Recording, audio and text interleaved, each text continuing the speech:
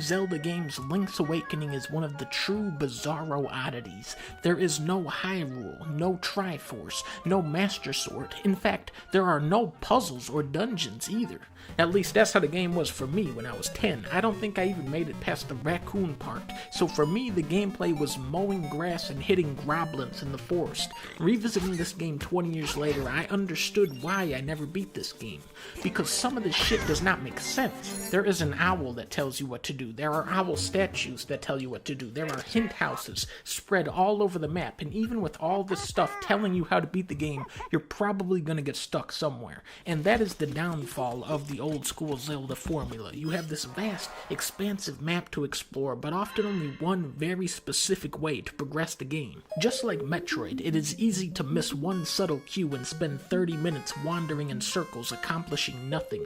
People who love these games have played them so many times they can no longer see the unintuitive faults, which is probably why I enjoyed this game the most on the third playthrough. Above all else, it's the weirdness of this Zelda that makes it so special, and one of the weirdest things about it is how smooth the game plays. You compare Super Mario World to Super Mario Land 2 on the Game Boy. In terms of gameplay, they aren't even close, baby.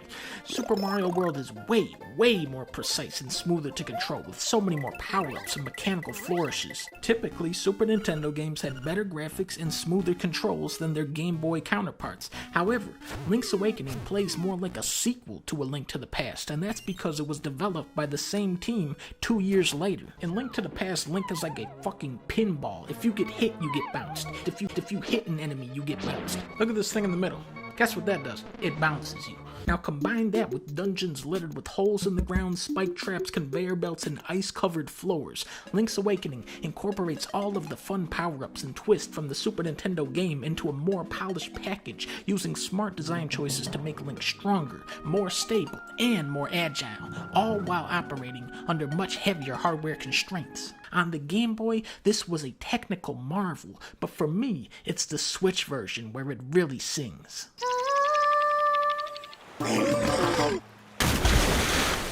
2D Zeldas have always been more focused and tighter paced than the 3D titles, but the remaster takes the most compact Zelda and squeezes it into a tiny, glossy gem. It makes for a game where every step you take feels like 10, and soaring across the map with your hookshot is pure magic. Once you've been indoctrinated by the goofy-ass video game logic of Zelda, this is maybe the most replayable game in the series. But it's not the gameplay that made me fall in love with this game.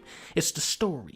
Zelda Link's Awakening. It's a funny title, because first off, Zelda isn't even in this game. Secondly, you don't even play as Link, you play as a guy called Blanca, and there's Mario characters everywhere and evil Kirby, and get this, the entire game takes place inside of a fish's dream. I'm always telling you guys about how there needs to be more video games where the entire thing takes place inside of a fish's dream. This game not only delivers on that very specific request, this game invented the fishing minigame.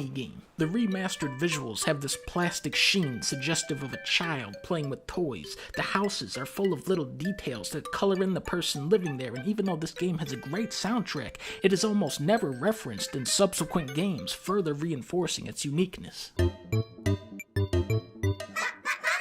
Legendary game director Takashi Tezuka cited Twin Peaks as one of his major inspirations here. The world of Koholint is dreamlike and mysterious, but populated by quaint villages full of oddball characters, and there's an owl. Even stranger, the plot of this game is very similar to David Lynch's later film, Mulholland Drive. Most Zelda games hinge on a battle between good and evil, where your goal is to save the world, but in Link's Awakening, you gradually discover that your goal this time is to destroy the world. If Link doesn't wake up from the dream, he'll drown in the ocean, but if he does, this entire world that you've come to know will cease to exist. What's tragic is how the world makes such a big impact on the player without slamming you with reams of dialogue. Link has a little girlfriend that wants to be a seagull. He wins a Yoshi doll for a baby. He trades an alligator a can of dog food for a banana. The mayor of Sim City gets catfished by a goat.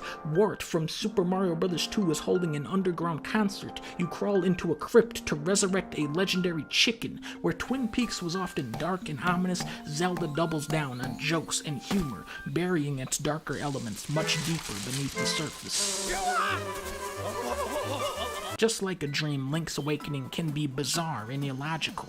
Koholint Island may be the most idyllic place Link has ever been, but sometimes in life, the thing you have to do is the last thing you want to do, like waking up and getting out of bed. And that's why this is my favorite Zelda story.